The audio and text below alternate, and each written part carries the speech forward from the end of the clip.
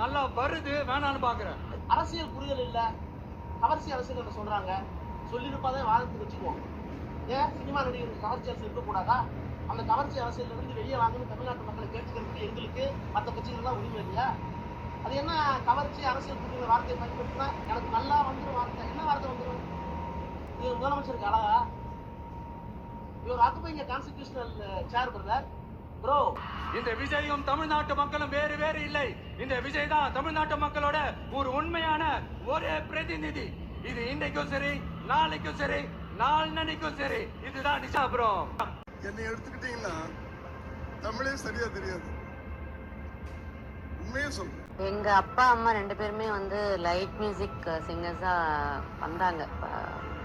ஹைதராபாத்ல இருந்து கிளம்பி அப்பா அம்மா ரெண்டு பேரும் ஹைதராபாத் செகண்டராபாத்ல இருந்து கிளம்பி வந்தவங்க. ஒரு நல்ல இதுல வரணும்னு ரெண்டு பேரும் கிளம்பி வந்தாங்க. அம்மா வந்து ஆக்ட் பண்ணணும்னு தான் வந்தாங்க. இங்க வந்து கல்யாணம் பண்ணிக்கிட்டாங்க. ரெண்டு பேருமே வந்து ஏதோ சாதிக்கணும்னு அங்கிருந்து வந்தாங்க. வாழ வைக்கும் தமிழகம், வந்தவரையெல்லாம் வாழ வைக்கும் ஆந்திரம், வந்தவரையெல்லாம் வாழ வைக்கும் கேரளம், வந்தவரையெல்லாம் வாழ வைக்கும் கன்னடம், வந்தவரையெல்லாம் வாழ வைக்கும் அப்படிலாம் ஒண்ணும் கிடையாது. வந்தவரையெல்லாம் வாழ வைக்கும் தமிழகம்.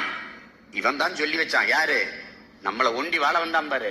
அவன் இதை சொல்லி வச்சேன்னு இந்த பெருமையை கேட்கும் போது வந்தவரையெல்லாம் வாழ வைக்க நம்மளை பெருமையா பேசுறான். பேசுப்பா அப்படின்னு மல்லாக்கப்படுத்துறான். இந்த ஒற்றை பெருமையில் தமிழன் மல்லாந்து படுத்தான். வந்தவன் போனவெல்லாம் ஏறி மிதிச்சு எச்சி கறி துப்பிட்டு போனான். வந்தவனையெல்லாம் வாழ வைத்தான். சரி, இவன் வாடகை வீட்டில் குடியேறி விட்டான். இதான் பிரச்சனை. நடிகர் விஜய் தமிழர்ல நமக்கு நல்லாவே தெரியும். அவருடைய அப்பா கண்டி தெலுங்கரா இருக்க வாய்ப்பு. இந்த ராஜபக்சே எல்லாம் இருக்கான்ல, அவனுடைய சொந்தக்காரராக இருக்க அதிகப்படியான வாய்ப்புகள்.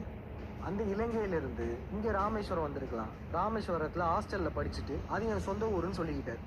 நடிகர் விஜயுடைய மனைவியை கூட பாருங்க, இலங்கை தமிழர்னு சொல்லிக்கிறாங்க. இந்த லைக்கா ஓனர் அதே கதை தான். லைக்கா ஓனர் தன்னை ஈழ தமிழர்னு சொல்லிப்பாரு. ஆனா முழுக்க கண்டி தெலுங்கன் தான். அதே போலதான் அவருடைய மனைவி. அதுக்கப்புறம் விஜய் இந்த லைக்கா ப்ரொடக்ஷன்ல நடிச்சார்ல, அந்த கத்தி திரைப்படம். அந்த திரைப்படம் தான் விஜய்க்கு ஒரு டேர்னிங் பாயிண்டான திரைப்படம். அப்ப திட்டமிட்டு இந்த லைக்கா நிறுவனம் தான் நடிகர் விஜயை தூக்கி விட்டுருக்கான்ற ஒரு சந்தேகம் எழுது. அது மட்டும் இல்ல, இந்த லைக்கா நிறுவனம் தான் இப்ப விஜயுடைய பையனோட முதல் படத்தை ப்ரொடியூஸ் பண்றாங்க. இன்னும் ஏன், இந்த ராஜபக்சேயுடைய மகன் இருக்கான்ல, நமல் ராஜபக்சா, அவன் விஜயுடைய அரசியல் வருகையை பார்த்து விஜய்க்கு வாழ்த்து தெரிவிக்கிறான். அரசியல் புரிதல் இல்லாம மக்கள் நமக்கு ஓட்டு போட்டுட்டாங்களா? இந்த கவர்ச்சியில மயங்கி மக்கள் நமக்கு ஓட்டு போட்டுட்டாங்களா? நான் என்ன அழகா இருந்தாரு, அவர் நம்பி நாட்டு படத்தோட செம்மனா இருக்காரு சார். நினைச்சே பார்க்கல, ஏர்போர்ட்ல மொத்தமா அங்க இருந்து இங்க வழியா இங்கேயும் பார்த்துருக்கோம். செம்மையா இருக்காரு. அவரை பார்த்து வீடியோவே எடுக்க முடியல. கத்ததான் தோணுது. சூப்பரா இருக்கு. வாழ வைக்கும் தமிழகம், வந்தவரையெல்லாம் வாழ வைக்கும் ஆந்திரம், வந்தவரையெல்லாம் வாழ வைக்கும் கேரளம், வந்தவரையெல்லாம் வாழ வைக்கும் கன்னடம், வந்தவரையெல்லாம் வாழ வைக்கும் அப்படிலாம் ஒண்ணும் கிடையாது. வந்தவரையெல்லாம் வாழ வைக்கும் தமிழகம். இவன் தான் சொல்லி வச்சான். யாரு? நம்மளை ஒண்டி வாழ வந்தான் பாரு.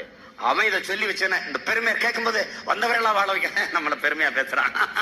பேசுப்பா அப்படின்னு மல்லாக்கப்படுத்துறான். இந்த ஒற்றை பெருமையில் தமிழன் மல்லாந்து படுத்தான்.